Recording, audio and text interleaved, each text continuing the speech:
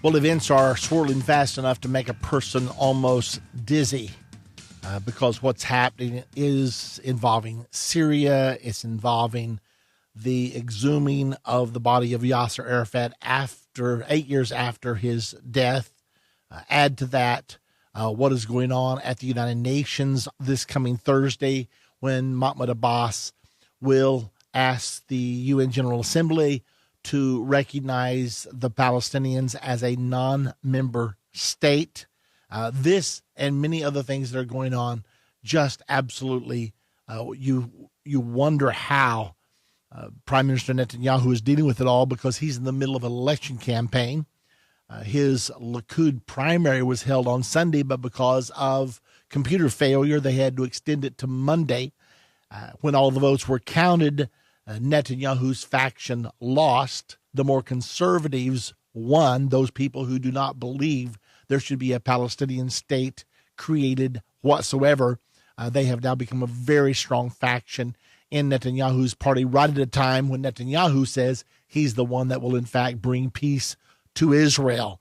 And just at the time when Netanyahu is have to deal with the United Nations almost certainly voting to recognize a Palestinian state within 1967 borders and with East Jerusalem as its capital. I'm talking about when it rains, it pours, and this is on steroids, if you please. This is so astounding, the rapidity of events that are converging upon the nation of Israel right now, and all of them have prophetic implications. Oh, by the way, the proceedings at the UN on Thursday, day after tomorrow, November the 29th, this is such an incredibly prophetic, fulfilling event. Now, what am I telling you? I'm telling you that prophecy will be fulfilled in 2 days. Prophecy will be fulfilled at the United Nations on Thursday, November the 29th. I will remind you that November the 29th is a very important date in Palestinian-Israeli relations, because November the 29th, 65 years ago, 1947, the UN voted to partition the land of Palestine. Israel accepted the partition, even though they were given a very small amount of land. The Palestinians and the Arabs in general rejected the partition plan because they didn't want Israel to have a state in the Middle East whatsoever. Shortly thereafter, they launched a war against the fledgling state, hoping to snuff it out before it had a chance to take root and grow. They were not successful in doing this. So now then, Abbas comes back 65 years later saying, oh, by the way, you gave us a state 65 years ago. We want to accept that state now, the one we rejected 65 years ago. Well, that's putting a lot of history back into the bag, but nevertheless, that's the goal that's going to take place on Thursday. I will be speaking on Wednesday evening on the implications. What are the prophetic implications of all of these things? And oh, by the way, the events of Thursday will have a direct bearing on the prophecy which will trigger the final 7 years of the Battle of Armageddon. So we have an emergency prophecy update being held right here in Garland, Texas, which of course is northeast Dallas, at the North Cities Pentecostal Church, 502 Beltline Road, Garland, Texas. I will be speaking on this dramatic UN event, giving you the very latest update. I'll be presenting material there that I've never presented to you before, and that will be November the 28th at 7:30 p.m. That's this coming Wednesday night. You all are invited. There is no admission charge. So 7:30 p.m., November the 28th, Wednesday, emergency prophecy update. You're going to hear it on Wednesday night. You're going to witness it on Thursday. So it's going to be an incredibly interesting time. All of you are invited. Come a little early if you can. We're hoping there will be room for everyone, and so be there with us. We'll look forward to meeting you there at the North Cities Pentecostal Church, 502 Beltline Road, Garland, Texas.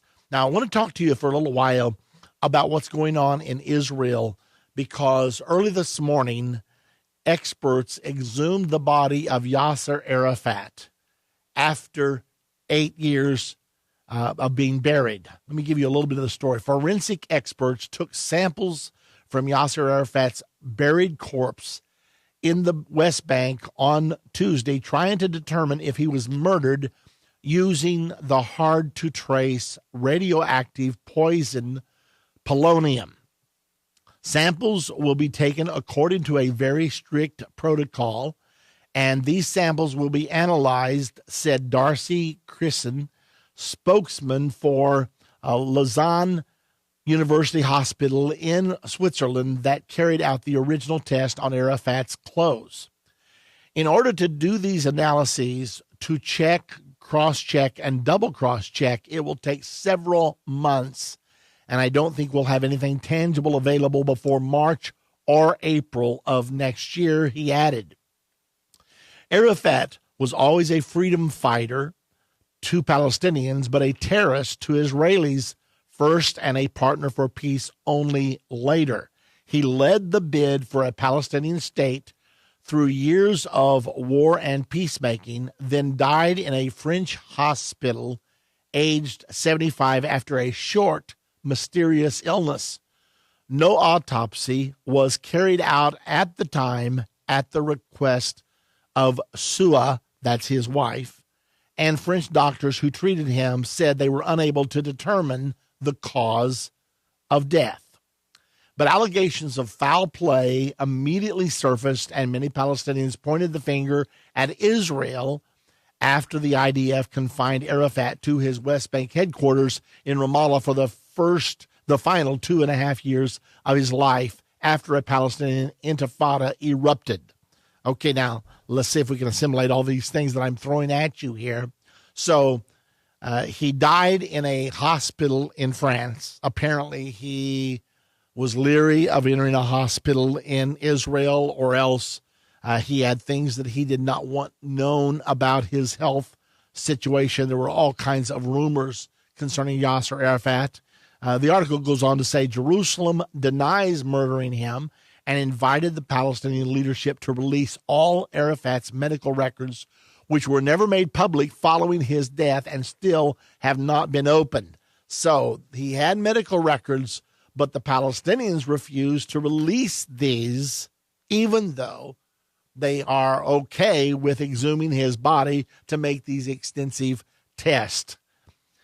Now, there are some doubts about this polonium theory. Polonium, apparently ingested with food, was found to have caused the death of former Russian spy Alexander Litvinenko in London in 2006. But some experts have questioned whether Arafat could have died in this way, pointing to a brief recovery during his illness that they said was not consistent with radioactive poisoning. They also noted he did not lose his hair, which is a common side effect of polonium.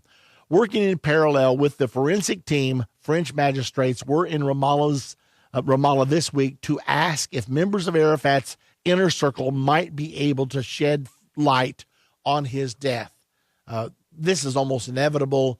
The Arabs are very paranoid about the possibility of Israel's secret service, and not totally without cause. Israel's secret service has been very adept at carrying off assassinations on enemies of the state. Arafat was confined to Ramallah the last 2.5 years of his life, except for when he went to France for medical treatment. So there's a lot of suspicion because Arafat had become very much an enemy of the nation of Israel. What had happened was Arafat was involved in peace negotiations with Clinton and visited the White House 9 different times. Clinton actually thought that he had a peace deal between Arafat and Ehud Barak. But then at the last moment, when it came to settle the Temple Mount, Arafat said, we just can't give it up. We've got to keep it. And Barak said, but this is our first holy site. You already have your first holy site in Mecca, your second holy site in Medina, and this is only your third holy site. And finally, Bill Clinton said, look, why don't we just share it then?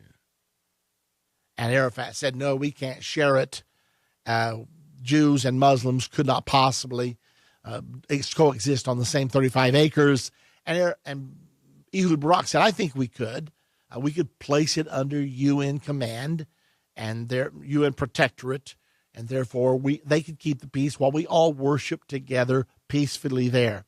However, Arafat looked at Bill Clinton and said, there never was a temple there. Clinton said to Arafat, well, where's the temple that Jesus taught in according to the Bible? And Arafat said, there never was a temple there. And Clinton said, well, what about all of the archaeological finds? And Arafat said, there never was a temple there. And Clinton said, well, what about the Western Wall? And Arafat said, there never was a temple there. And all of a sudden, Clinton realized he was facing someone that could look truth right in the face and say the opposite and truly believe it. And he realized that his efforts were absolutely in vain. Well, then after that, there was a ship that smuggled in arms to the Red Sea in order to ship them, to give them to the Palestinians for terrorist activities, including suicide belts and other things. And the ship was detected by our satellites, U.S. satellites. We then informed Israel that the armaments had been put on the ship. We watched the armaments being placed from the Iranian ship over to the ship. It was called the Karine A. It then sailed into the Red Sea, and because we had notified the Israelis, they boarded the ship. They captured all of these explosives, some 50 tons of explosives, and furthermore, they captured the sailors that were on the ship, and Arafat claimed he had nothing to do with that. However, the pay stubs that were found on the sailors were signed by Arafat's personal secretary, and so Bush did not believe Arafat for one moment, and that's the reason that Bush never invited him to the White House one time, because by that time, the administration in the United States had decided that they were dealing with a serial liar here that they could not trust at all. So anyway, that's part of what's going on. If they report that there's no foul play, will the Palestinians believe it? Of course they won't. And if they report that he was poisoned, then the next question is, who did it? Did it have anything to do with Suez, since Arafat was a multi-billionaire? Because he would siphon off much of the money that the United States and other nations around the world would send to the Palestinians. He died a very, very wealthy person. Could someone in his family have wanted to off him in order to get their hands on that money? All kinds of questions. There won't be any answers. We'll be back.